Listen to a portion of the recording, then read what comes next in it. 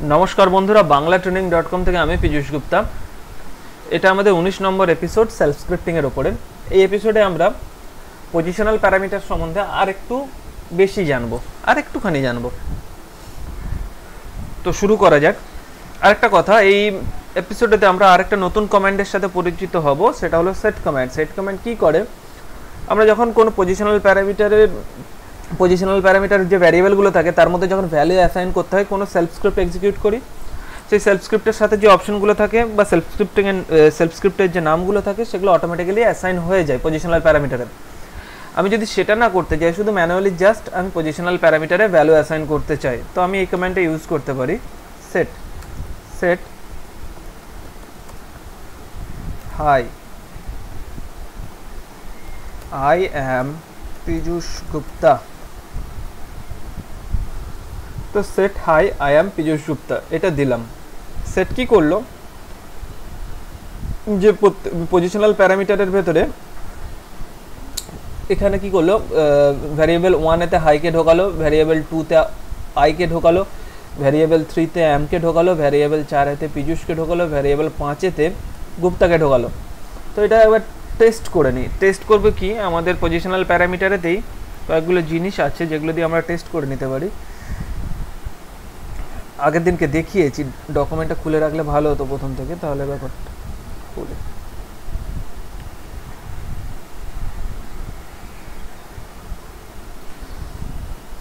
তো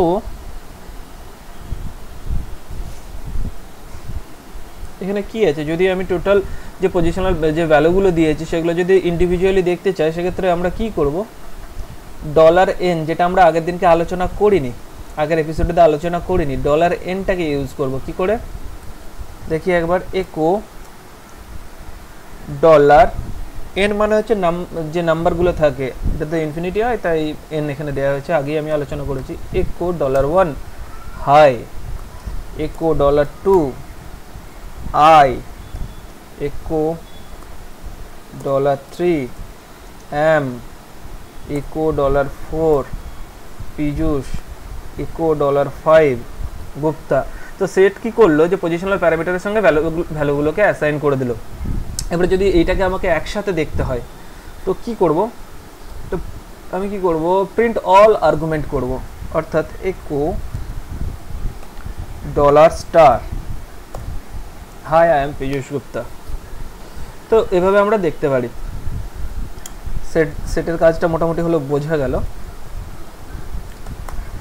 মনে করুন একটা কোনো টেক্সট ফাইল থেকে কোনো ডেটাকে আমি রিড করতে চাই, সেই ডেটাটাকে রিড করে আমি কি করব, আমার পজিশনাল প্যারামিটারতে অ্যাসাইন করতে চাই। একটা টেক্সট ফাইল প্রথমে ক্রিয়েট করি, ক্যাট অফিস হাই, এতটুকুনি থাক, সেভ করল না, এটা এতটুকুন থাকলে তো হবে না। Cat office, this is an office document. এটাকে এবারে সেভ করলাম, ক্যাট করে দেখে নিই একবার, this is an office document. Okay, তো এটা লিখলাম। এবারে কি করবো, এই ফাইলটা থেকে যে ভ্যালুগুলো আছে সেটাকে আমি কি করব, পজিশনাল প্যারামিটারে সেট করতে চাই। পজিশনাল প্যারামিটারে সেট করতে গেলে অ্যাজ ইউজুয়াল আমাদের কি করতে হয়, সেট কমান্ড দিতে হয়। তারপরে আমরা একটা নতুন জিনিস আজকে ইউজ করব, এটা হলো রিভার্স কোড বা অ্যানশিয়েন্ট গ্রেপ। অ্যানশিয়েন্ট গ্রেপে আমরা কি করি, রিভার্স কোড কোথায় থাকে, আপনাদের কিবোর্ডে 1 নম্বর সুইচটা যেখানে আছে, নিউমেরিক 1 যে সুইচটা আছে তার বাঁ দিকে একটা সুইচ আছে, যেখানে আমরা টেলডা সাইনটা দেখতে পাচ্ছি, টেলডার ঠিক নিচে একটা সাইন আছে, রিভার্স কোড সাইন। এই রিভার্স কোডটাকে আমি প্রেস করলাম। এখানে কি লিখবো, ক্যাট দিয়ে আমরা জানি কোনো কিছু রিডও করা যায়, রাইটও করা যায়। ক্যাট অফিস, রিভার্স কোডটাকে আমরা শেষ করলাম। এই রিভার্স কোডটা কি করে, এই রিভার্স কোডটা টার্মিনালকে বলে যে প্রথমে রিভার্স কোডের ভেতরে থাকা যে অংশটা আছে সেটাকে আগে এক্সিকিউট করবে, তারপরে এই ভ্যালুটাকে তুলে নিয়ে যেয়ে তার পাশের কমান্ডে সেট করবে, পাশের কমান্ডকে দেবে। আমরা তারপর কি করলাম, অর্থাৎ ক্যাট অফিস করলে কি হয়, ডকুমেন্টটাকে আমাদের দেখায়, মানে পুরোপুরি ফাইলটাকে ডাম্প করে দেয় টার্মিনালতে, দেখিয়ে দেয়। ইনস্টিড অফ দ্যাট কি ক্যাট কি করবে, ক্যাটের যে ডেটাটা থাকবে সেটা কি করবে, এই রিভার্স কোটেশনটা কি করবে, সেটকে দিয়ে দেবে।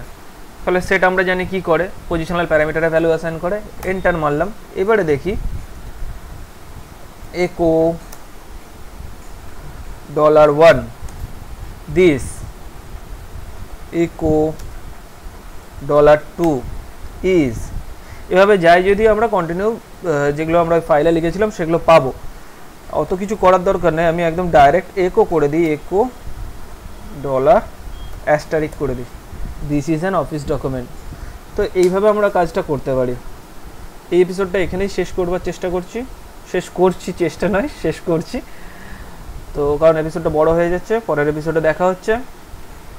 সাবস্ক্রাইব করুন, লাইক করুন, শেয়ার করুন, banglatraining.com ভিজিট করুন। ধন্যবাদ।